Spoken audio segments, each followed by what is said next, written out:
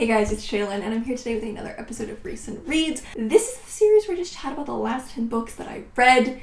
It's a pretty chill time. I like to just take a moment to chat about what I've read, share my thoughts.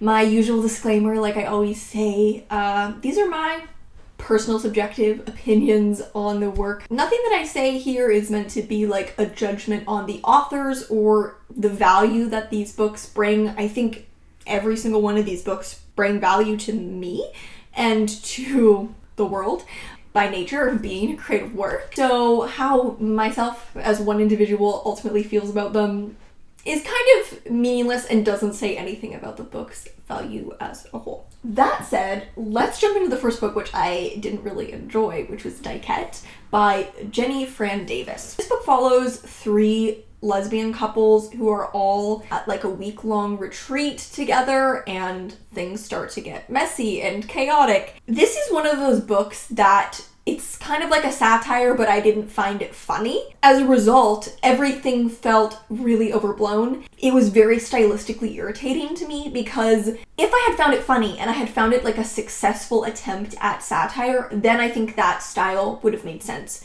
Because I didn't find it funny and I wasn't taking anything away from it as like a satire, the style and the choices and the characters were just deeply irritating to read. I do see how there's some interesting stuff here about very specific pockets of lesbian culture and specifically gender performance within lesbian relationships. I was really interested by those themes, but I can't say I really took anything away from the characters on a human level. Any like commentary or dissection of those ideas also felt pretty flat to me because it didn't feel like it was within the context of people that I believed to be real people who had real relationships. Despite the copious amounts of detail, it's an extremely hyper-detailed, hyper-specific writing style. It kind of pushed all the characters into caricature for me. And so it just kind of felt like a manufactured mess rather than like real people that we could glean some kind of insight about. I can appreciate the complexity and the unrestraint with which the author looks at lesbian relationship dynamics. There was no point where I felt like the book was being simplified or cleaned up for a straight audience. This also could have been avoided if the other characters and couples in the book were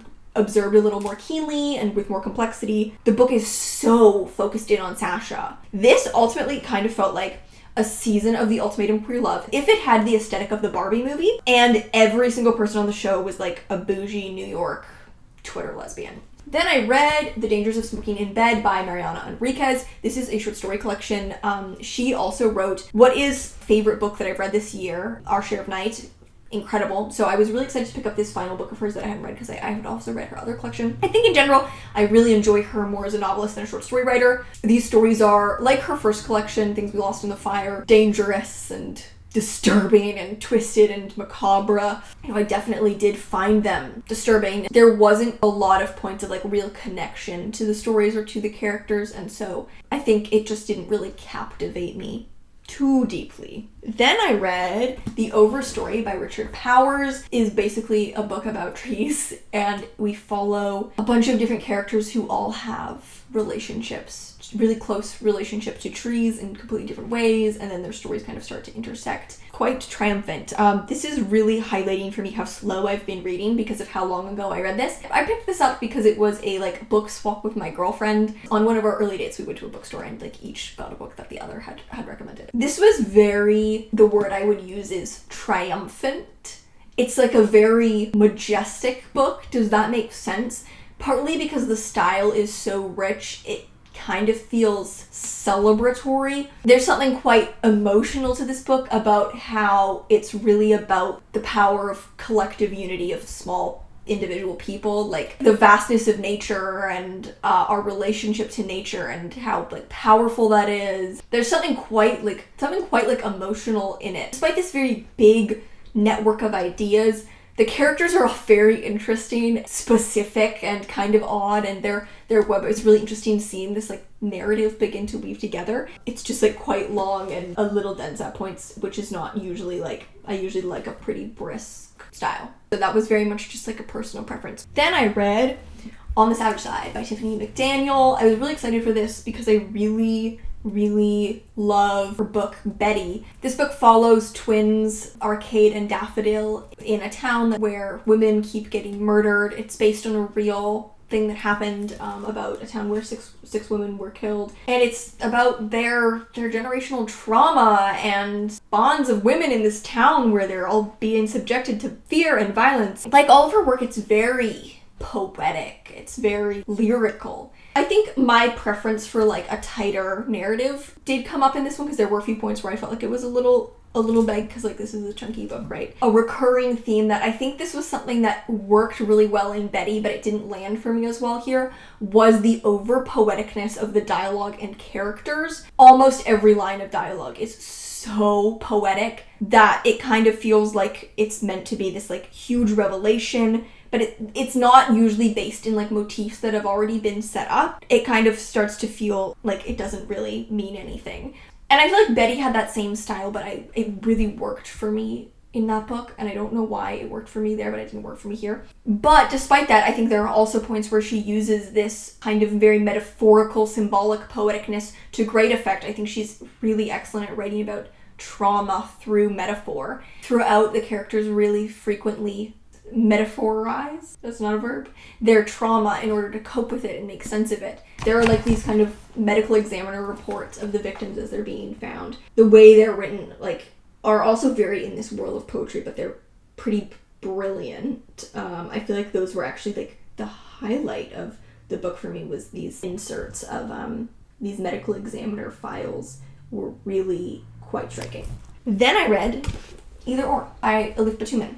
This is the sequel to The Idiot, which just follows university freshman at Harvard named Celine. It's just kind of her life, honestly. It really is just her life. And I was excited because I loved The Idiot, but I also was like, that book didn't feel like it needed a sequel. I was really surprised at how well she earned the existence of this book. I think it's because she really has a gift for making stuff that shouldn't be interesting really interesting. She really pulls you into the intricacies of the narrator's internal world. Celine is this really great example of a very specific character who feels relatable because she's so specific. She's really well drawn, and there really is an honesty in how she is written. And it kind of makes for this rare ability to just write about a character's day-to-day life and have it be fascinating. Like, I can just watch this girl bumble through college and be really compelled the whole time. Okay, so then I read Godkiller by Hannah Kaner. This is fantasy, and we're set in a world where there was like this giant war with the gods. There are like many gods in this world, and then because of that, it's now like illegal to worship gods. And the gods in this book are a bit like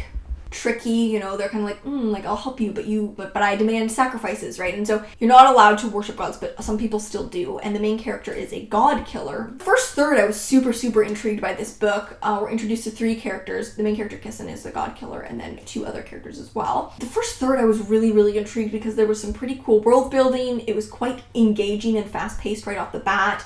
I felt like she wasn't withholding. She was really immediately drawing us into this very compelling storyline. But it kind of lost me at the 1/3 mark for a couple reasons. First of all, I found the romance really underwhelming. The characters were nice for each other. Like, the love interest, like, he was a sweetie pie. I just didn't feel like any yearning between these characters, so it was kind of unsatisfying. Also, it's just not a very interesting setup. Like, I can think of so many more compelling relationships. Like, my first thought when I see a book about a god killer, oh, there's going to be a romance. Okay, well, the love interest should either be a god or should be like a priestess of a god that she has to kill. But instead, the love interest is just this knight, ex-knight, now baker, and like, he's super sweet, nothing against him, but they're like traveling together, and so there is no real tension at all. It's like keeping these characters apart. It doesn't feel like there's really anything that needs to be overcome. It was kind of underwhelming. Also, like, I'll be honest, I didn't feel this needed to be a multi-POV novel.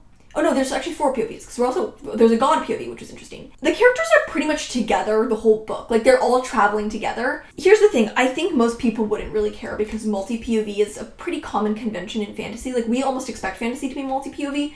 I'm not a huge fantasy reader, and I am pretty skeptical of multi-POV. Like, to me, it really needs to be earned. And so maybe for most fantasy readers, they'd be like, yeah, of course, multi-POV, like, that's the natural choice. Whereas for me, I'm like, earn that shit. Like, make it need to be multi-POV. And because the characters were literally together, traveling in the same group, they're all going to this city on, like, kind of a pilgrimage together, there was almost no point because they're together all the time. It kind of just removed the immediacy and, like, intimacy of being in Kissen's point of view. Really, the only point of view other than her was that really added something to the book, I thought, was this god. That's one of the POV characters who was pretty interesting. We have a god of white lies. Interesting setup, interesting main character, interesting beginning that I was really into. It just kind of lost me once we got to the middle because then we get to this, like, they're just kind of traveling together. Solid book. I think the romance really underwhelmed me, and I was going into this kind of expecting a sapphic fantasy romance, and it ended up being not those things. Then I read Greek Lessons by Kang. I really love Kang. Love The Vegetarian. The White Book, one of my favorites as well. So this book is about the relationship between a woman and her Greek teacher. Quite a tender, quiet novel. I realized I forgot to take notes on this book, and I read it in like one sitting, and so I don't really remember much about it. A very human book, very just about these people and their relationship, very quiet. I think I left it feeling maybe a little bit underwhelmed. I'm sorry, this is the worst review ever. It was really subtle and quiet, but I think maybe I was just a little underwhelmed. Maybe the connection between the characters wasn't as real on the page as maybe it needed to be for me to like really feel the impact of the story. Then I read All Night Pharmacy by Ruth Madievsky.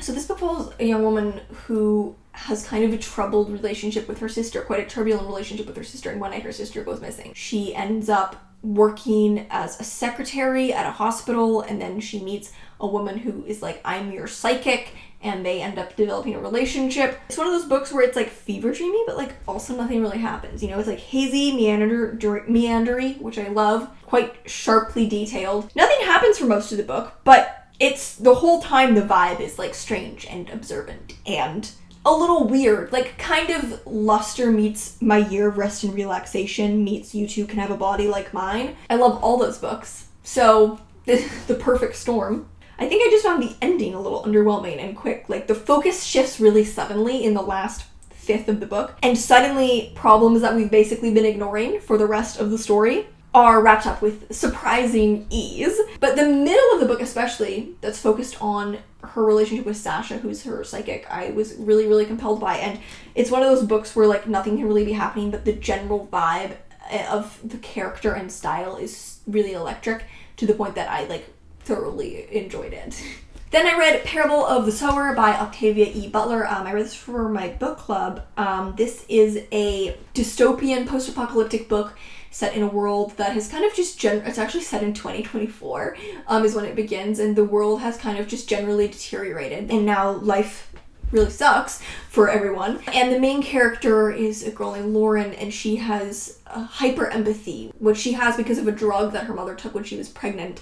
It means she feels what other people feel quite intensely. Not really emotionally, but like physically. It's basically the story of like a saint. We're seeing the founder of a new religion, this religion called Earthseed, of how she kind of like synthesized this belief, and the beginning of how people would flock towards her as kind of a shepherd figure, which is such an interesting idea for a book, and that was all very compelling. This book is deeply disturbing. Compared to other dystopian fiction that I've read, I haven't read dystopian in years, but most of the dystopian that I read was kind of during the YA, like 2012 dystopian boom. So a lot of it was very sensationalized, very unrealistic, like this would never happen. This was like the most believable, grounded spec fic book that I've ever read. It never felt like I was reading the future or reading a created world. Like it felt real, and honestly too real. And so because of that, like it's quite disturbing, it's quite brutal, but it doesn't feel gratuitous. It's not really dwelled on. The book is epistolary, and so it's written as Lauren's journal entries. She doesn't really dwell on the brutality around her. I guess it's such a constant part of her life. I found her a really compelling character. I definitely wanted some more from the side characters. A lot of the side characters were